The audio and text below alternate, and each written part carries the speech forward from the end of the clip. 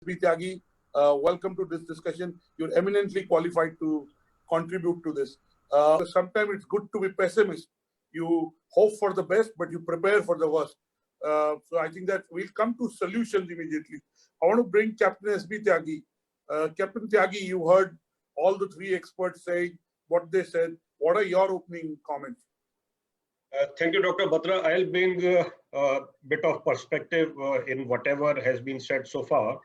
And I go back to 1915. There was a seminar in United Service Institute, USI, which is think tank of armed forces. And it was themed on Vision 2020. And there were High Commissioner from Dhaka and Japan, and Mr. Parthasarathi was also there. And they said that the window for India to become superpower will not be 2020, much against the wishes of Dr. Abdul Kalam. And around the same time, I think the seminar was in January, and there was a question in Quora. Quora, they keep on asking question and answer. There was no question there, which I answered. Question was, will India be superpower in 2020? And I responded that India will be superpower only in 2050, provided we avoid civil war in 2020. And since there was a very short answer, later on I dwell upon this idea and did a bit of research.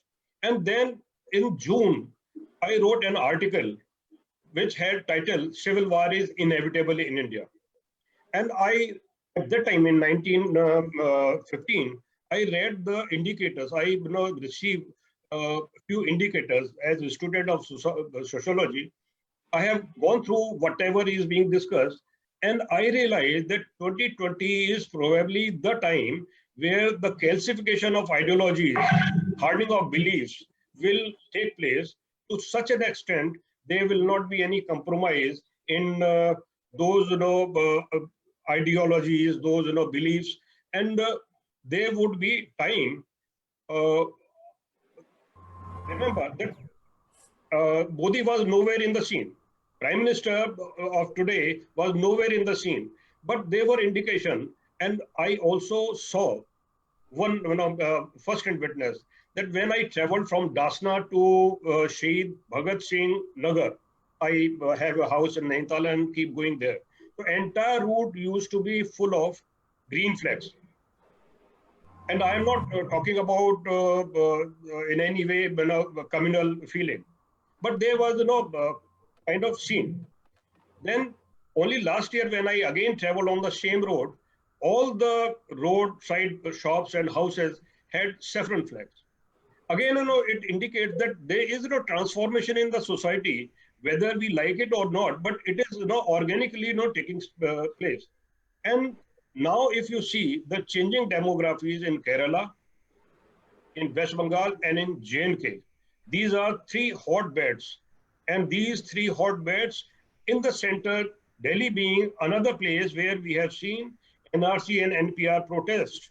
And later on, we have also seen what is happening all around India. Maybe it is Ahmedabad, maybe it is Kolkata, maybe some other places.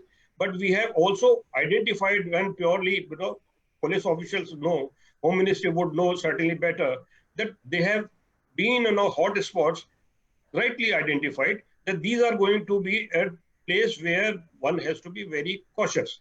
Now, with this background, I see a similarity of Arab Spring. Similarity of Arab Spring, Indian version. Because there also, now I see a smile on face right in front of me. So the similarity is that when you see, in Arab Spring, all the protests started in universities and colleges. There was one spark. In one case, spark was a man was beaten by a lady constable. Probably today we have been through the lockdown for 52 days, if I'm not wrong. People are very, very restless. Some of them are purely because they are bored, and those minds, those who are not occupied, creatively occupied, they are the most dangerous minds. and there are people who are looking for livelihood. They have no money left. Whatever savings they had, they already spent it. And 52 days is quite a long time. And if there is little bit of relaxation, then things are going to spread so far as we are concerned about corona. And then little bit of mismanagement in civil distribution system, people not getting the essential supplies, not getting in orderly fashion services, maybe no services from doctors, from dentists, from grocery shops or whatever we have. But this is going to create a social unrest to that level that what Dr. Vikram Singh and Kumar Vikram Singh and John Sethi has mentioned, that we are already sitting on tinderbox. Got it. Thank you, Captain Tyagi. I think we'll come back to it. I hope you are proved wrong and it is not as bad as you say. I hope for our good that we are wrong and we are wrong. Yes, you're keeping your fingers crossed. But you've given a pretty doomsday kind of prediction. And I didn't know that you're an astrologer. You said many years back that there'll be civil unrest in 2020. But Dr. Anurag, the TV comes on the screen. I want to make a little clarification. No problem. Go ahead. I mentioned about writing an article on the inevitability of civil war. But later on, I did mention that I see civil unrest. So it is not that even now I am talking about civil war. I am talking Civil about unrest. civil unrest. Yes. Thank you for correcting us. So that is a bit of difference between these two terms. Absolutely. And I hope you're wrong on that count. Also. Yeah, Yes, there is a simmering dissent. We hope for our good. for our good. Yes, indeed. Tyagi, you've been in the forces. And for disclosure, I did clear the NDA, but I didn't join. Maybe next life I'll be in forces. But I did clear the NDA. One of the happiest moments of my life, But for whatever reasons, I couldn't join. God had other plans for me. Captain Tyagi. Dr. Batra, we all discussing this subject here very well understand our society. We also understand dynamics of our society. And with this clear understanding, we have to realize whether it is gloom time or whether it is bloom time. Security needs go up every time, whether it is anarchy, disorderly situation, whether there are wealth creation, whichever scenario we are talking about, we need to have security.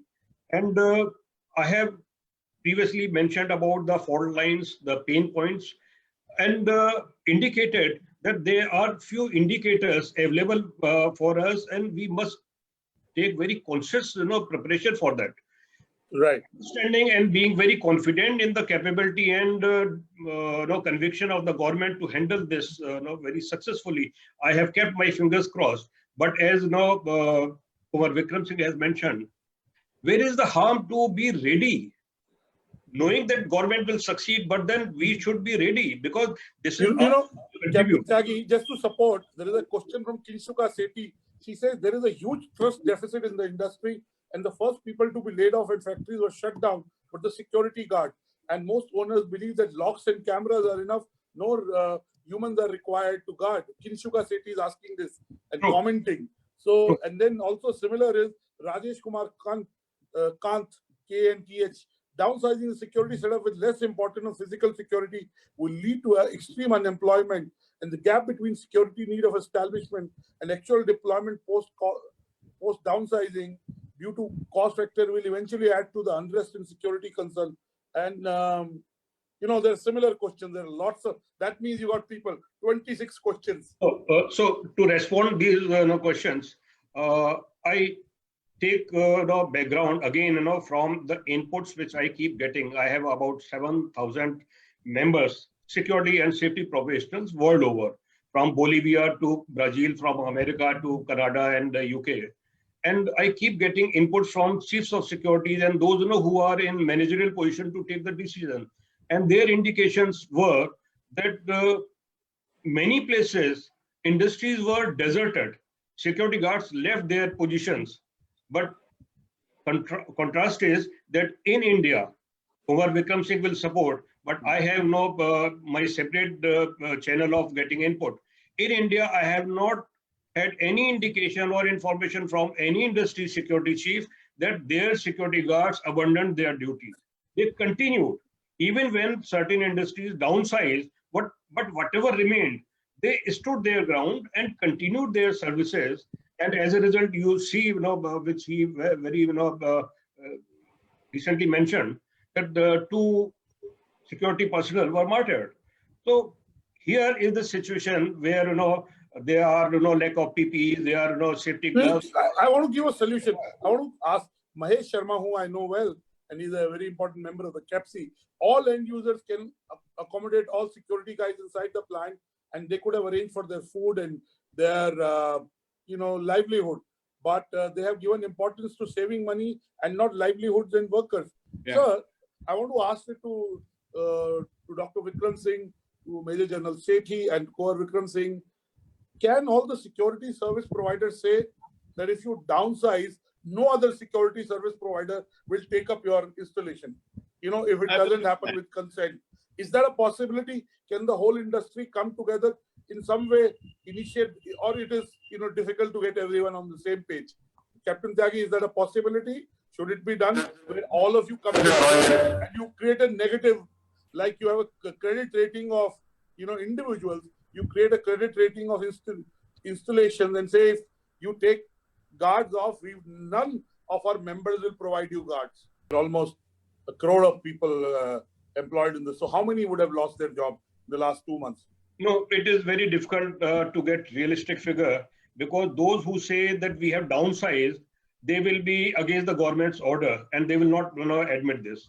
And in public sector, they in any case will shut up and do not disclose. So that is something which will never come to be known in realistic sense. But we can understand that the benchmark is that suddenly lockdown was declared and about 20% manpower reduction, because again 20%. 20%. 20%. Even if we took it 20%, that is 20 lakh guards. If we took it 10%, it is 10 lakh guards. 1 million guards. That's a huge number. That's a huge number. Reduction. I am talking about reduction. Reduction when guards have realized. Again, there is something vicious going on. That when government say that without actually working, you get paid. Guards are also human beings. They decided to withdraw and coolly stayed back. They never turned up. So give us one solution. Because we want to wrap up, give one solution. और अगर कोई अगर शेर कहना चाहे या गाना गाना चाहे तो गा सकते हैं. I know हम बहुत संजीदा topic discuss कर रहे हैं, but फिर भी we have to be optimistic about the future. We have to believe that we can find a solution to this collectively. Collectively, all of us are smarter. Yes, Dr. Batra, I leave with a very positive thought that we have, as security professionals, we have realized the importance of being situationally aware. Top management wants to be situationally aware, and for that, their focus is on deployment of artificial intelligence, wearable technologies, and the kind of systems and software can be written now to make every stakeholders equally aware of what is happening, even when they are not actually in the plant. So this is going to be a new trend, that we will have less manpower, but more technology applications deployed, augmenting the physical force of the security. Sure. And understanding their importance in keeping us safe, in keeping us functional, in keeping us healthy has come. And I'm sure Captain Tyagi, you want to make a comment and then we can wrap up. Yeah, about recognition. Government recognition will follow, but what has already started is recognition by the society. For 52 days, I am stuck up inside my society, and I have seen the change of our residents toward the security guard. Now these security guards are addressed very politely, respectfully, and all the residents know that they had the option to stay put in the house. They could have been quarantined, put themselves in lockdown, but voluntarily they decided to do the duty, and automatically that feeling that they are doing something which they had the option not to do and they're still doing, and that respect, that recognition, and change, in residents, behavior towards the security personnel have made me realize that the change has begun. Society started recognition. Government recognition will follow, God willing.